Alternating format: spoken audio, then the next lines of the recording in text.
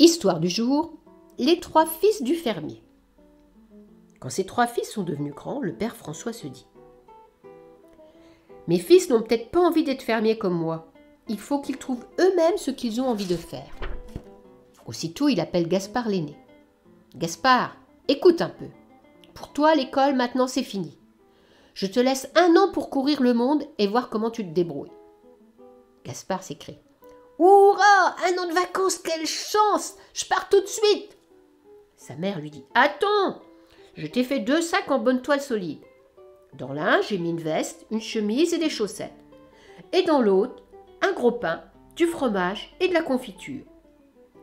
Dans 1 an, quand tu reviendras, tâche de me rapporter les 2 sacs car ils m'ont coûté beaucoup de travail. » Gaspard crie « Oui, oui, au revoir les parents! Au revoir les frères !»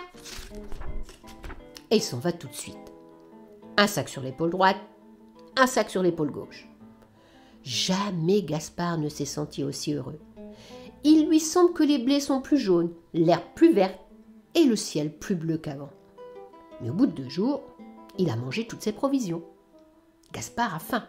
Alors il se dit « Bon, il fait chaud et on va vers l'été. Je vais vendre ma veste et acheter des gâteaux. » Pendant 15 jours, Gaspard mange des choux à la crème. Puis il vend la chemise, et les chaussettes, et les sacs. Et quand il a tout vendu, il se décide à travailler. Mais pas dans les fermes ni dans les champs. Non, non, non. C'est bien trop fatigant. Gaspard va dans les auberges et il chante à pleine voix pour distraire les clients. Et comme il chante bien et qu'il est gentil, on l'invite à tous les mariages et à toutes les fêtes. Gaspard s'amuse tant qu'il ne voit pas le temps passer. Un jour, pourtant, Gaspard s'aperçoit que sa chemise est trouée comme de la dentelle et qu'il ne reste à ses chaussettes que quelques brins de laine. Alors, Gaspard se dit « Il est temps que je rentre à la maison. D'ailleurs, ça va faire 1 an que je suis parti. » Quand il arrive près de la ferme, sa mère court à sa rencontre. « Gaspard, mon pauvre petit, tu es tout en guenilles. On t'a volé tes sacs de bonne toile solide. » Gaspard éclate de rire. « Mais non, voyons maman, c'est moi qui les ai vendus.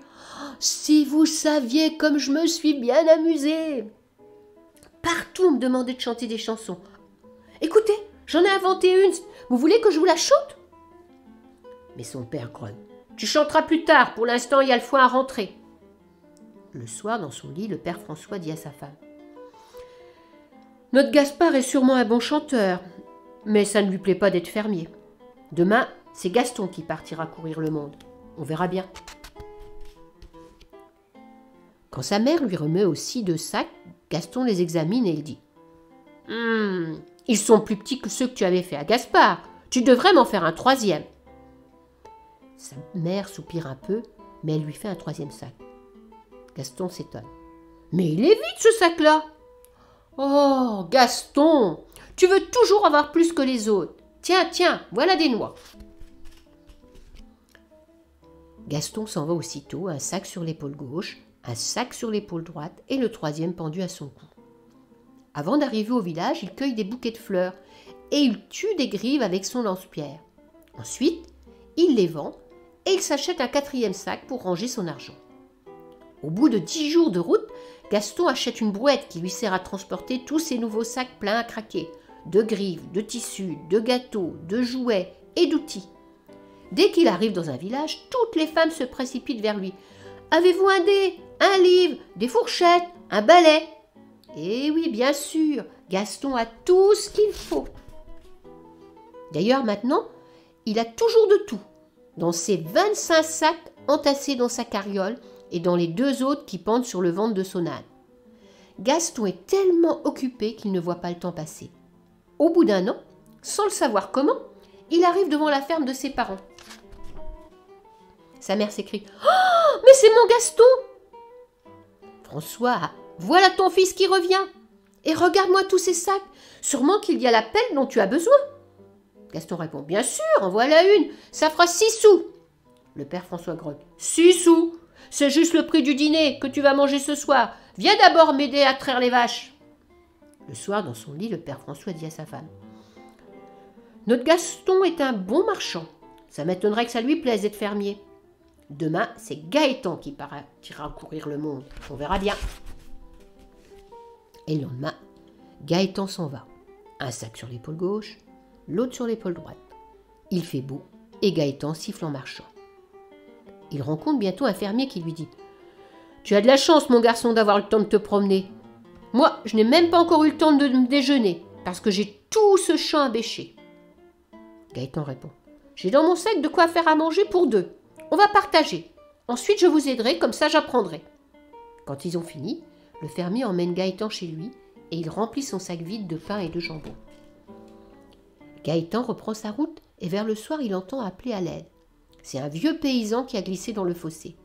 Aussitôt, Gaëtan l'aide à en sortir et il lui propose les vêtements qu'il a dans son 2e sac en lui disant « Il faut vous changer, sinon vous allez prendre froid. » Quand le paysan a changé de vêtements, il dit à Gaëtan « Si je tombe malade, ce n'est pas grave, car je sais me soigner avec des herbes. Si tu veux, je vais t'apprendre à les cueillir et à les reconnaître, et on remplira ton sac. » Et toutes les journées de Gaëtan se passent ainsi. Il donne, il reçoit. Il a toujours un sac vide et un sac plein. Il apprend tant de choses que l'année est vite passée. Quand il rentre chez lui, il a bien sûr un sac plein de petits cadeaux pour tous. Alors le père François dit à sa femme « Oh ma femme, que nous avons de la chance d'avoir ces 3 fils-là. Gaspard n'a jamais rien dans les mains ni dans les poches, mais il a des chansons plein le cœur, et ce sera un grand chanteur. Gaston est toujours très occupé, ce n'est pas un fainéant, et il fera un bon marchand. Quant à Gaëtan, regarde, il est comme la terre bien labourée, prêt à recevoir et prêt à donner. Ah, celui-là sera un bon fermier. » Fin de l'histoire.